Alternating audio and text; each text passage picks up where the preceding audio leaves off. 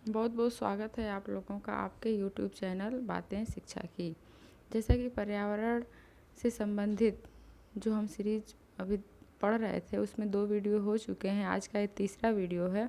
इसमें आज भी हम कुछ प्रश्नों का डिस्कशन करेंगे, व्याख्या सहित उसका डिस्कशन करेंगे, ताकि इससे संबंधित कोई भी प्रश्न आए तो आप से वह गलत ना हो।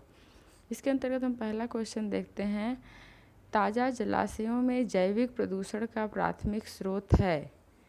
इसमें 4 दिए हुए हैं ऑप्शन।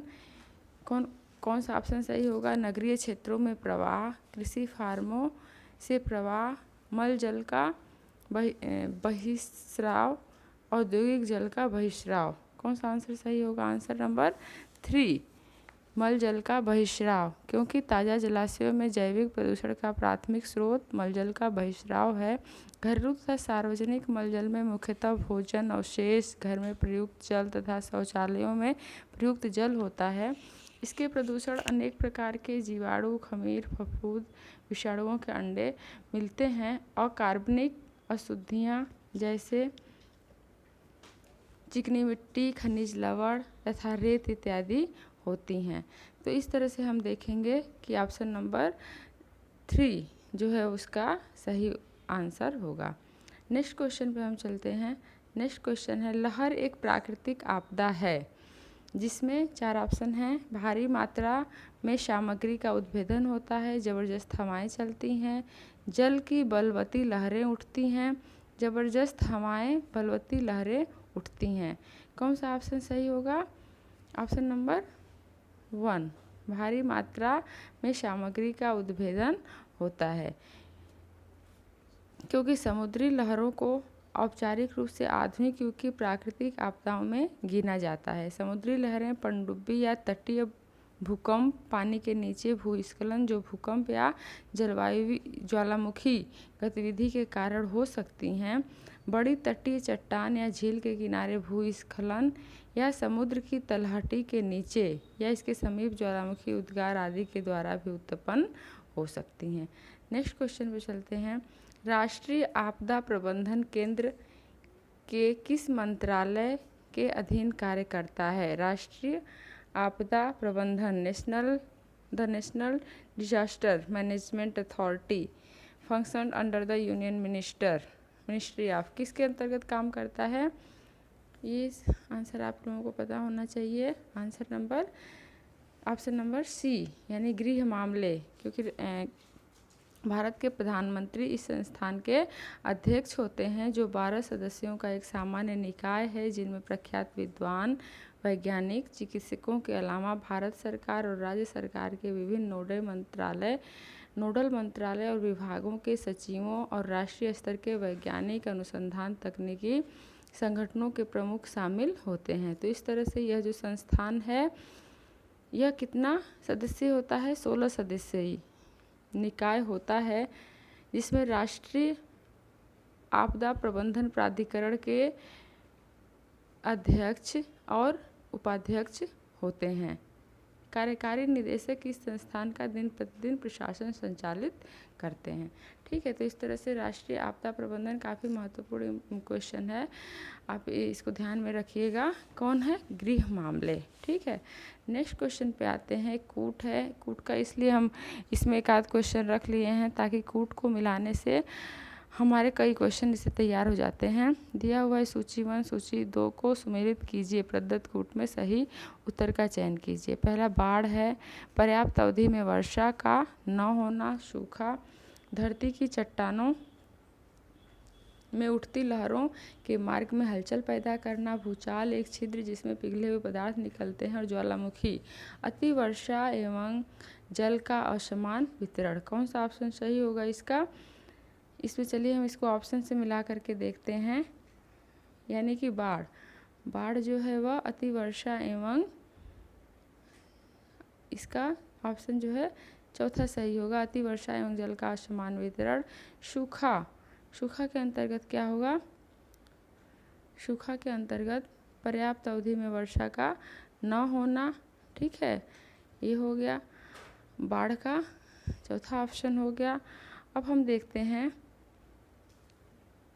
भूचाल। भूचाल धरती की चट्टानों में उठती लहरों के मार्ग में हलचल पैदा करना। ठीक है, तो इस तरह से ये जो कूट का मिलान हम करेंगे, कौन सा कूट सही होगा इसका? ऑप्शन नंबर 1 सही होगा, क्योंकि बाढ़ जो है अतिवर्षा एवं जल का असमान वितरण, सूखा, पर्याप्त अवधि में वर्षा का न होना, भूचाल धरती के चट्टानों में उठती लहरों के मार्ग में हलचल पैदा करना, और ज्वालामुखी एक छिद्र जिससे पिघले हुए पदार्थ या लावा निकलते हैं। ठीक है, नेक्स्ट क्वेश्चन पे हम आते हैं। निम्नलिखित ग्रीन हाउस गैसों में कौन सी वायुमंडल में लघुत्तम समय तक ठहर पाती है? 4 ऑप्शन है, क्लोरोफ्लोरोकार्बन, कार्बन डाइऑक्साइड, मीथेन और नाइट्रस ऑक्साइड।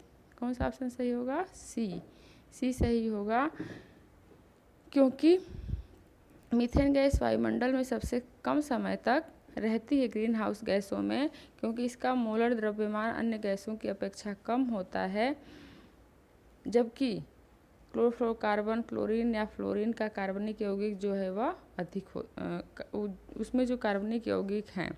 ठीक है, तो इस तरह से हम देखेंगे इसका ऑप्शन कौन सा सही हुआ? Option C, methane. Next question पे हम आते हैं।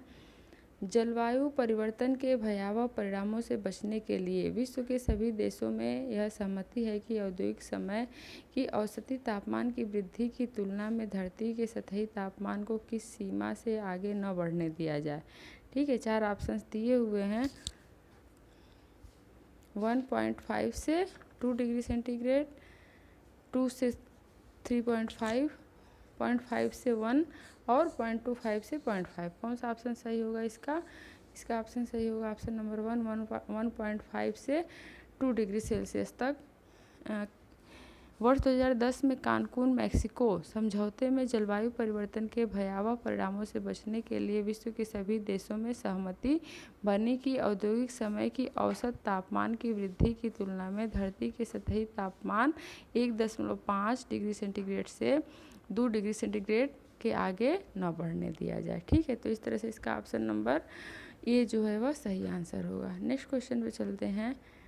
जैव आवर्धन का तात्पर्य किसकी वृद्धि से होता है? 4 ऑप्शन दिए हुए हैं। जीवित जीवों में प्रदूषकों की सांद्रता, जाति की संख्या, जीवित जीवों का आमाप और बायोमास।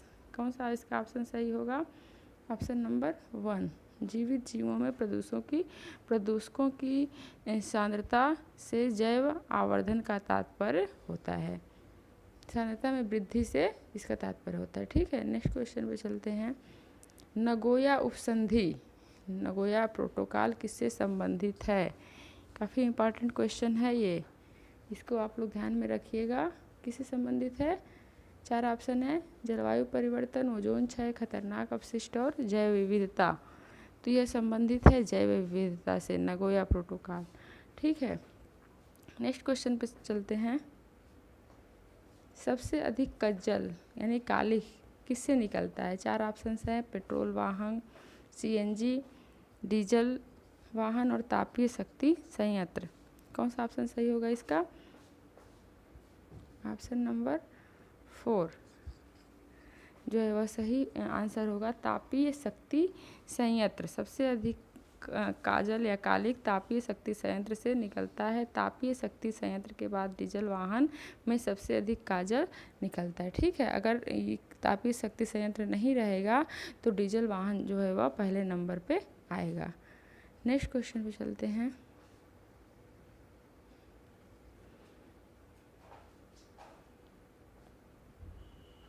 भारत में सबसे अधिक होने वाली प्राकृतिक आपदा कौन सी है? 4 ऑप्शन है, भूकंप, बाढ़, भूस्खलन और ज्वालामुखी। कौन सा ऑप्शन सही होगा? ऑप्शन नंबर बी, भारत में सबसे अधिक होने वाली प्राकृतिक आपदा बाढ़ है। भारत में ज्वालामुखी जैसी प्राकृतिक आपदा का सामना नहीं करना पड़ता है, जबकि भूकंप एवं भूस्खलन जैसी प्राकृतिक आपदा का सामना करना पड़ता है, परंतु इन आपदाओं के प्रभाव सीमित क्षेत्रों और बाढ़ की तुलना में कम होता है। नेक्स्ट क्वेश्चन पे चलते हैं। पेयजल में उचित से अधिक मात्रा में होने पर क्रोमियम एक संदूषक के रूप में कारक होता है। 4 ऑप्शन है, कंकाल क्षति का, गैस्ट्रोइंटेस्टाइन संबंधी समस्या का, चर्म स्नायु संबंधी समस्या का, यकृत गुर्दा संबंधी समस्या का। कौन सा ऑप्शन सही होगा इसमें? ऑप्शन नंबर बी, गैस्ट्रोइंटेस्टाइन संबंधी समस्या का, क्योंकि पेयजल में निर्धारित मात्रा से अधिक मात्रा में क्रोमियम के पाए जाने से मानव शरीर को यह बहुत प्रभावित करता है और इसके अधिक होने से शारीरिक समस्याओं में गैस्ट्रोइंटेस्टाइन संबंधी समस्या एक प्रमुख समस्या है। नेक्स्ट क्वेश्चन पे आते हैं। सतही ओजोन किससे उत्पन्न होती है? 4 ऑप्शन है, परिवहन क्षेत्र, सीमेंट संयंत्र, वस्त्र उद्योग और रासायनिक उद्योग। कौन सा इसका आंसर सही होगा? आंसर नंबर ए, परिवहन क्षेत्र। जीवाश्म ईंधनों के दहन से सतही ओजोन उत्पन्न होता है, इसलिए दिए हुए विकल्प में ऑप्शन नंबर ए जो है वह सही आंसर होगा। तो ठीक है, फिर आज का वीडियो यहीं पे समाप्त करते हैं। मिलते हैं नेक्स्ट वीडियो में। आप चैनल को अधिक से अधिक सब्सक्राइब करिए, लाइक करिए, शेयर करिए, जिससे कि वीडियो और भी जो भी समस्याएं हों आपकी शिक्षा संबंधी उसका भी कमेंट करिए। ठीक है, फिर मिलते हैं नेक्स्ट वीडियो में।